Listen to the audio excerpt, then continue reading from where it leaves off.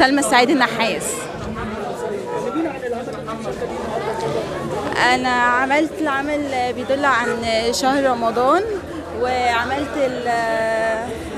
بتاع الكنافة وبتاع الفول والمسحراتي والفانوس، ويعني على علامات رمضان بقى مظاهر البهجة في رمضان ايوه ايوه وبتدعي والكنافة وربيع الفول كله يعني. ايوه ايوه دي رسمتيها بألوان ايه بقى؟ زيت، الوان زيت على توال. جميل جدا. ده المعرض الكام بالنسبة لي ده؟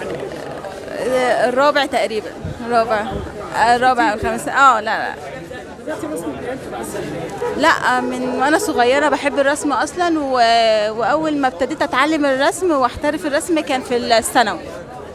اه مين شجعك بقى على اهلي، والدي وبابايا اخواتي. كانوا مرحبين بموضوع الرسم؟ اكيد كتير. الخاطر بقى اللي جاية ايه ان شاء الله؟ لا لسه في حاجات كتير عايزه اعملها، هيبقى ان شاء الله اللي جايه هيبقى احلى، ويعني هعمل اعمال ان شاء الله احسن من دي بكتير. شوف معارض شخصية يعني؟ اكيد اكيد ان شاء الله، اكيد ده الطموح ان شاء الله، ان شاء الله ان شاء الله ان شاء الله. شكرا جدا لحضرتك، شكرا جدا، شكرا.